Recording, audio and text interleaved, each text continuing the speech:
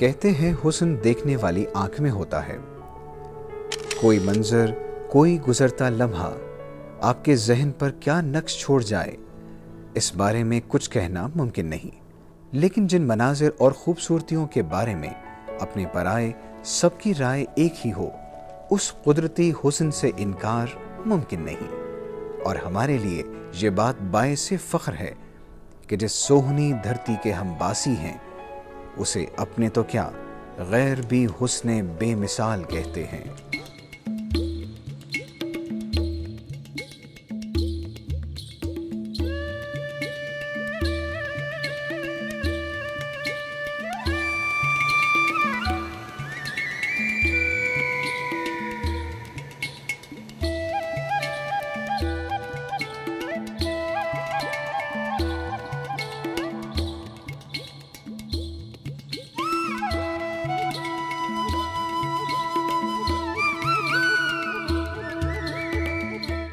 پاکستان کے انتہائی شمال میں سلسلہ کوہ قراقرم اور ہمالیہ کے درمیان 10,118 مربع رقبے پر پھیلا ہوا خطہ بلتستان، سکردو، خپلو، شگر، کرمنگ، روندو اور گلتری کی وادیوں پر مشتمل ہے۔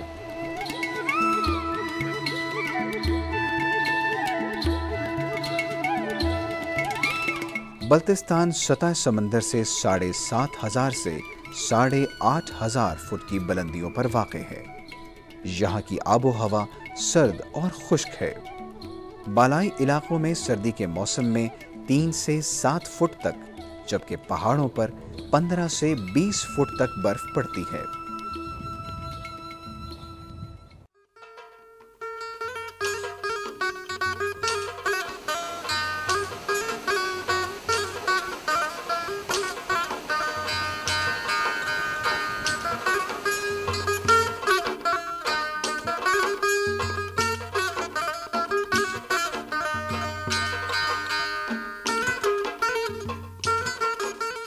یہاں قدیم زمانے میں جو مذہب رائج تھا، اس مذہب کا نام بون مت تھا، بونشس جو ہماری زبان میں کہتے ہیں۔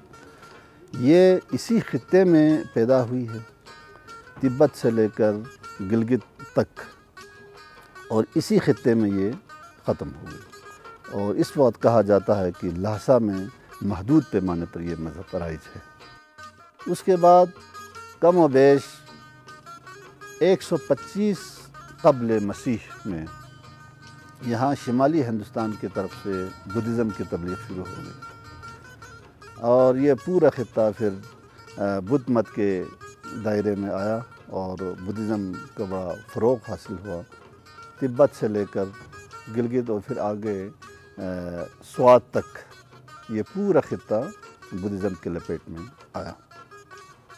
اس کے بعد پھر جب 14ویں صدی عیسوی میں یہاں ایرانی مبلغین کے ذریعے دین فطرت اسلام کی جب تبلیغ شروع ہوئی تو لوگوں نے مذہب اسلام اختیار کیا، دائرہ اسلام میں یہ لوگ آ گئے۔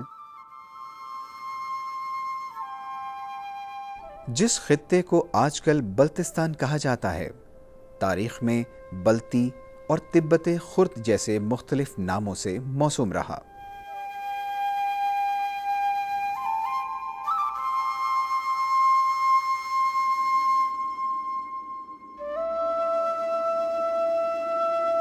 قبل مسیح سے 900 عیسوی تک بلتستان بدستور تبت کا ایک صوبہ رہا۔ خانہ جنگی کی وجہ سے بلتستان تبتی سلطنت سے الگ ہو گیا اور چھوٹی چھوٹی علاقائی حکومتوں نے جنم لیا۔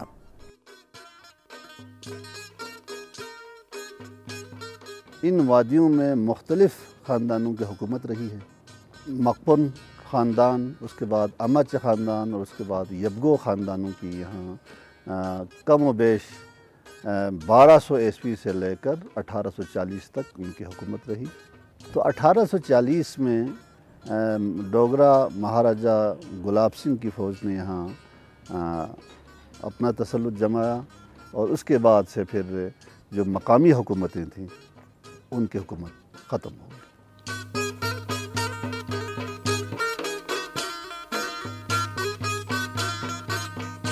1947 میں قیام پاکستان کے بعد اس علاقے کے عوام نے ڈوگرا فوج کو شکست دے کر بلتستان کو پاکستان کا حصہ بنا دیا۔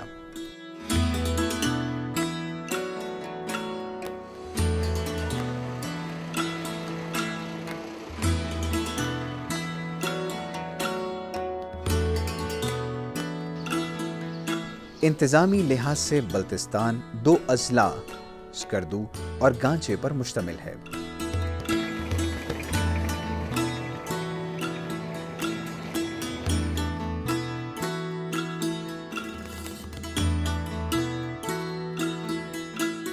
بلتستان کے جنوب میں وادی کشمیر، مشرق میں لداخ، مغرب میں ضلع گلگت اور دیامر کی وادیاں ہیں، جبکہ شمال میں قراقرم کے برف پوش سلسلے بلتستان کو چینی صوبے سنکیانگ سے جدا کرتے ہیں۔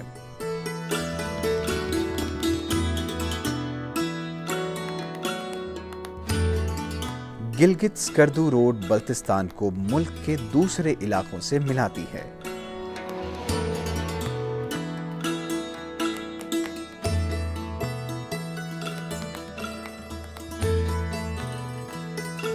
پی آئی اے نے اسلام آباد سے سکردو ہوائی سروس بھی شروع کر رکھی ہے۔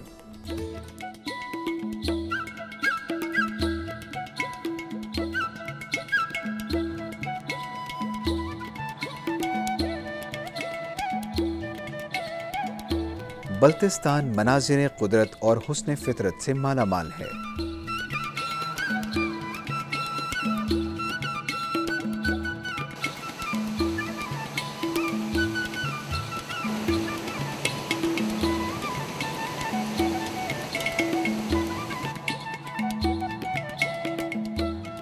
سلسلہ قراقرم کی 300 بلند چوٹیوں میں سے تقریباً 150 چوٹیاں بلتستان کی حدود میں واقع ہیں۔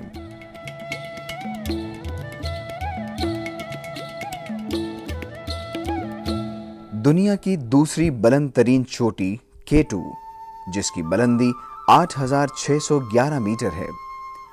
اس کے علاوہ گاشا بروم، براڈ پیک اور مشا بروم کی چوٹیاں بھی اسی علاقے میں پائی جاتی ہیں۔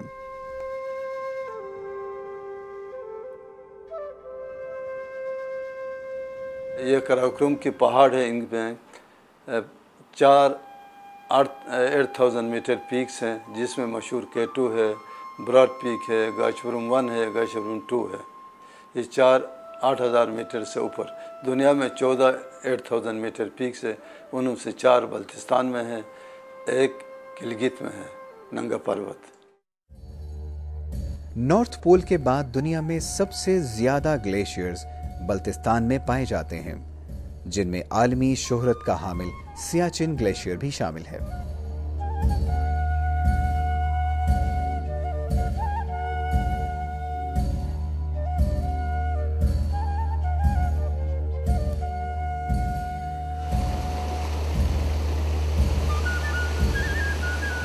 پاکستان کے زیری علاقوں کو سیراب کرنے والا سب سے بڑا ذریعہ دریائے سندھ، جو تبت کی قدیم تہذیب و تمدن کی کہانی سناتا کھرمنگ کے راستے بلتستان میں داخل ہوتا ہے۔